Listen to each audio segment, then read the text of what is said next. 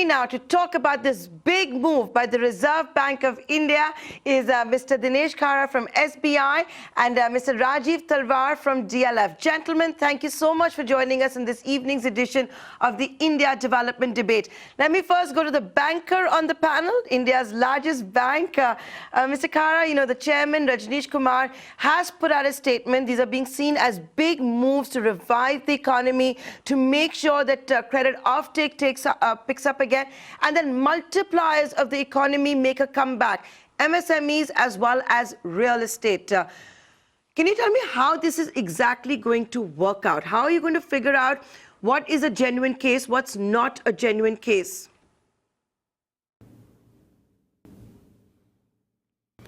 No, I think once the details of the reasons for the delay in the project are known, I think one can easily make out that are they the genuine reasons. So of course, you know, it involves a bit of a judgment, but nevertheless, I think there is enough information which should be available, which will help us in making an assessment whether it's a genuine or it's not genuine. So that is something which I feel that part of it will come from our experience also. And other than that, the evidence which should be available, that will be the reason for us to believe and establish that it's a genuine or otherwise.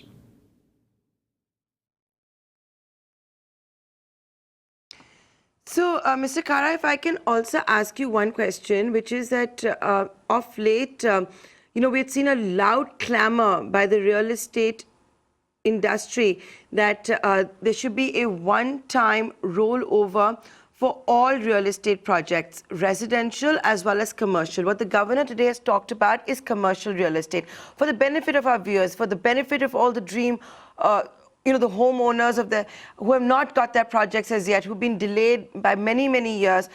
In a nutshell, what is it going to mean for all of those that are stuck with a home that has not been delivered as yet? What is the RBI's definition of commercial? Because there is a belief that it will cover mixed use. That means, you know, if you have a residential project with a mall, residential project with a hotel, residential project with some office space, those builders will be covered, those projects will be covered.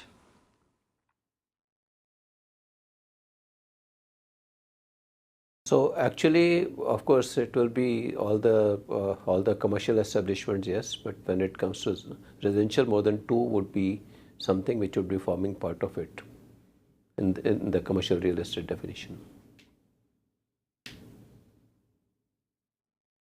So can you just elaborate that? That means if a residential project is with a mall, residential projects with an office, those projects are covered?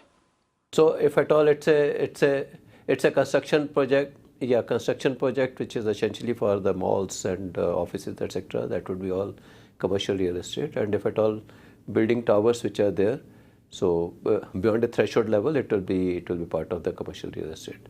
So so that is something which is as per the definition, and it is very clearly laid out there in the RBI's definition.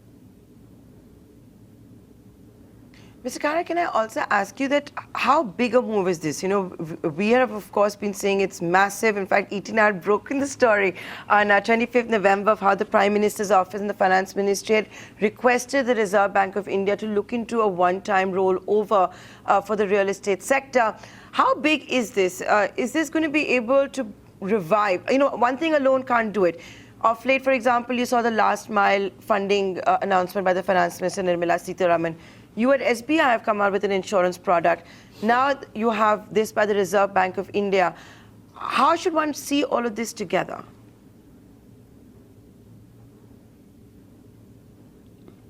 Well, as far as the Swami Fund was concerned, it was essentially meant for the last mile funding, and that too in the residential apartments. And there's a threshold for the per unit cost also across different geographies. And there I would say that it is essentially, it is also a priority debt, so that is something which is extended. And when it comes to extension of DCCO by 1 year, so essentially any project which is getting delayed and for the genuine reasons, and there the asset will be retained as the standard asset. It will not get downgraded. So to that extent, it's a relief for the builder, and I think it will go a long way. Small incremental things, even when the Swami Fund, the small money was released, it has helped in sort of relief for about 600 plus homeowners and home buyers, I would say, and also a significant amount of capital has got unlocked. So I think it has got a significant multiplier effect. Small doses also has got a lot of multiplier effect, so which we need to be very cognizant. I think this relief which has been extended by RBI for the commercial real estate, for extending the DCCO by 1 year, I'm sure it will go a long way in terms of giving some kind of a succor to the real estate sector. Mr. Khara, today the governor, during that press conference, also set the record straight and said, don't think of RBI as just an organization into rate setting. It does a lot more than that. And today, I think it actually did do a lot more than that. It didn't reset the rates as such, but had major announcement, whether it was for real estate, MSMEs, as well as autos. As India's largest bank, can you break it down for the viewers of ET Now, those tuning into the India development debate, on how their lives could change, how economic activity could change, particularly with respect to MSMEs and auto? We've already covered real estate. Yeah, I think I'll take it up one by one. When it comes to auto sector, the real estate in terms of the home buyers, and also for MSME sector, the kind of preemption which was there through the CRR, that has been relaxed. So I think to that extent, it will help the banks to have a lower cost of funds, because when this kind of a thing is available, that is one. Secondly, for MSME sector also, they have extended the relief for, if at all there is any restructuring, for 1 year time, it has been extended. So that also brings the MSME sector, which is undergoing bit of a pain, so they get the relief in that context. And moreover, any disbursement which is being done, which will be done from 1st of February, after 31st of January onwards, for 6 months' time, the banks will have the benefit of knocking it off from the CRR for the competition of CRR purposes. So to that extent, the cost of funds for the banks will come down.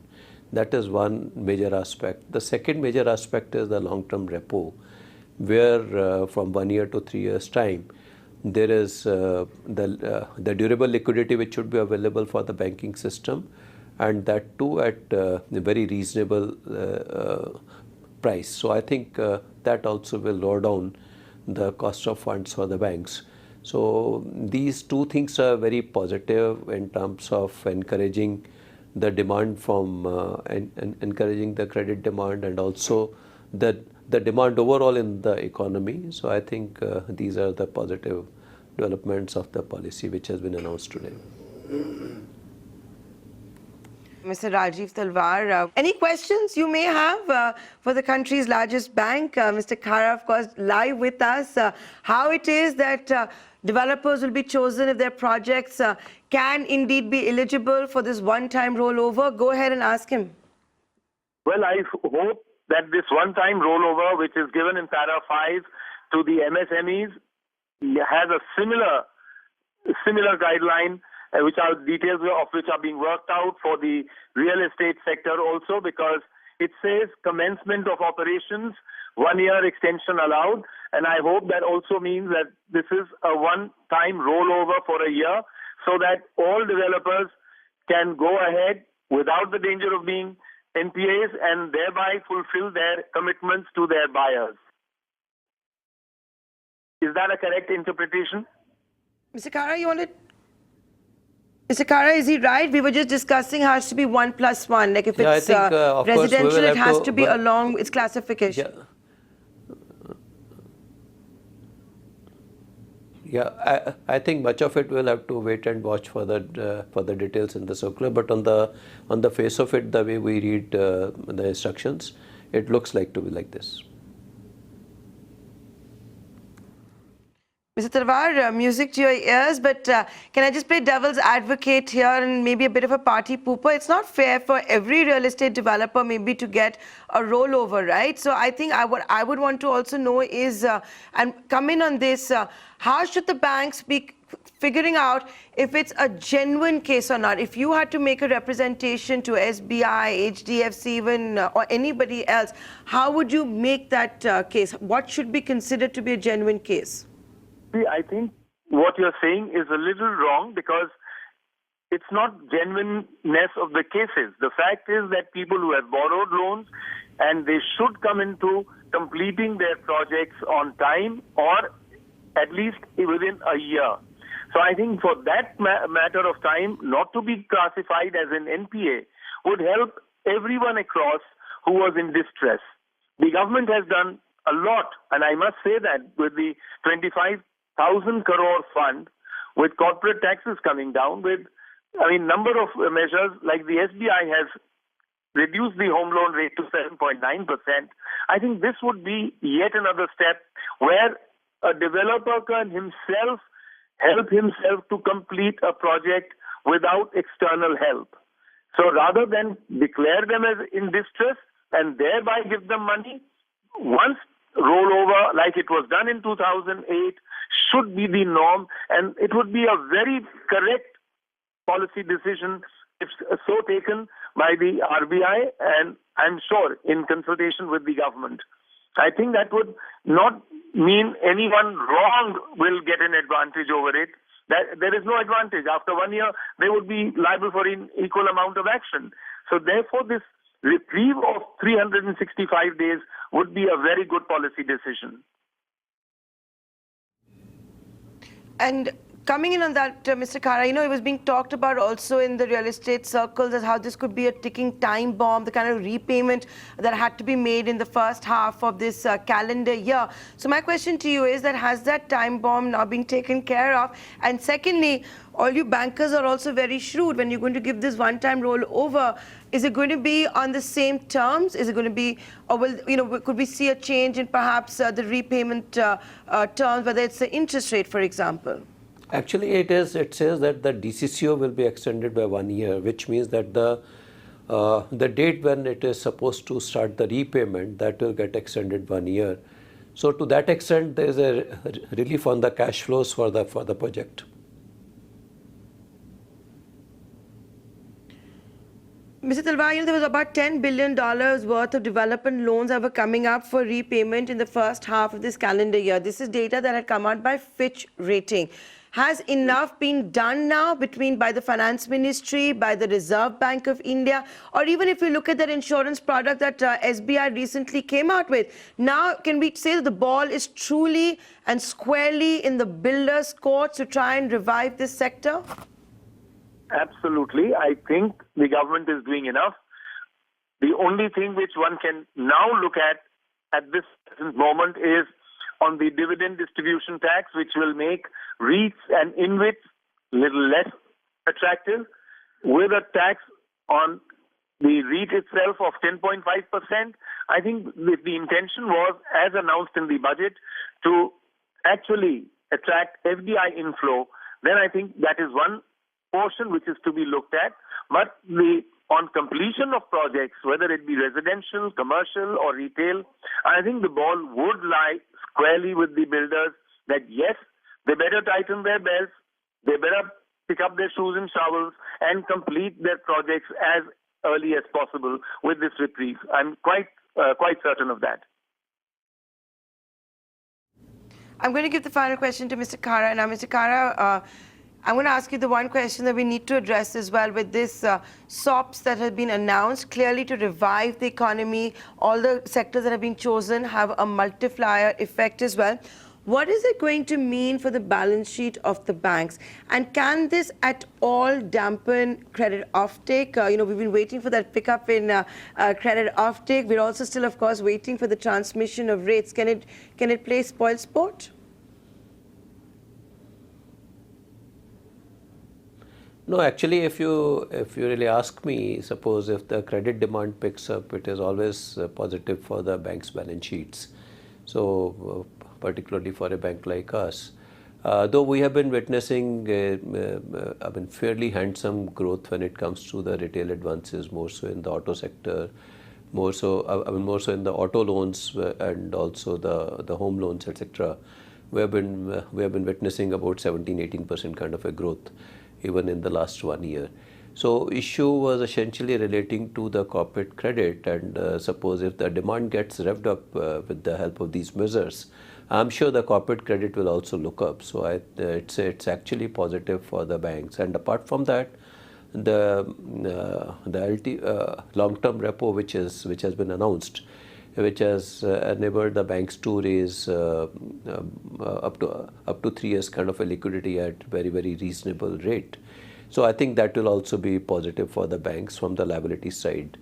So I think overall, when we look at the budgetary policy which has been announced, it is I perceive that it is quite positive for the banking sector. And any update on transmission of rates? We know policy is in the works, but I'm asking this question on behalf of all the consumers, and it is a question to be asked on the day of the credit policy, especially when without a rate cut, the Reserve Bank of India has attempted a rate cut, at least by reducing the cost of loans. So we have been generally reworking the interest rates, and accordingly, because it's more of it's more like a matrix which wherein we have to feed in various components, and then we arrive at the rate. So all this is discussed in the ALCO meetings, and depending upon how it looks like, we have been generally passing on the whatever transmissions have been possible in the past. So we will continue to do that going forward also. But of course, it is a subject matter which we evaluate in the ALCO, and thereafter only we make an announcement. With that, gentlemen, Mr. Talwar, Mr. Khara, thank you so much for joining us here on the India Development Debate, breaking it down for the viewers of ET Now, what it's going to mean for them as consumers, if they're already existing consumers for auto loans, home loans, and of course, still waiting for their dream homes. As Mr. Talwar so beautifully put it, enough is being done. Now it's up to the builders to pick up their shovel, get cracking, and make sure they start delivering projects. Thank you so much for joining us. The central bank governor today also set the record straight. It's not just an organization for setting interest rates. It's a lot more than that. Here's the governor, Shaktikanta Das. This decision may be on expected lines and perhaps widely discounted. It is important not to discount the Reserve Bank of India. It has to be kept in mind that the central bank has several instruments at its command that it can deploy to address the challenges that the Indian economy currently faces in terms of the sluggishness in the growth momentum. Consequently, even though the present monetary policy decision is constrained by elevated inflation pressures, there are other ways in which the RBI can strive to revive growth. Well, there you go. That's Shaktikanta Das, the RBI governor, setting the record straight. And let's get you a take on that. Here's consulting editor, our in-house expert, Maithili Bustermath. Well, the RBI's last monetary policy statement for this fiscal year was entirely on expected lines. There's been no change in the repo rate. It remains at 5.15%. The stance remains accommodative, but the governor has clearly said that just because we have maintained status quo, don't take it for granted that it will continue to be status quo in the future as well. The growth rate for this year has been kept at 5%. For next year, it has been revised to 6%. At the same time, the caution is that the recovery is going to be slower.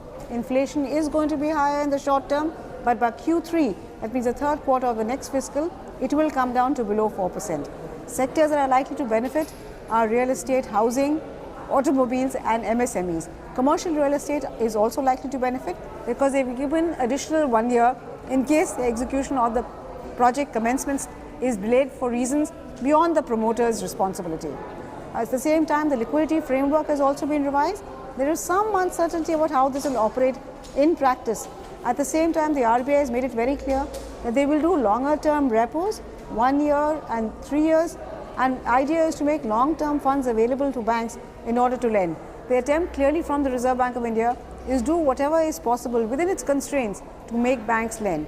The RBI is quite happy with its transmission mechanism, but how much of this is really because of Operation Twist and how much because of genuine transmission is a big question mark.